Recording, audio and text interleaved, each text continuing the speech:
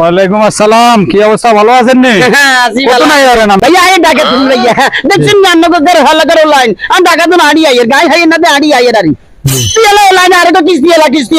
আপনার ঘটনা হইলো আপনার কান্দের লগে ব্যাগ তারা খেয়াল করে না, আসলে ওই ব্যাগ কিস্তি এলারও ব্যাগ লইয়ে তো এই কারণে মনে হচ্ছে কিস্তি এলা আসতেছে।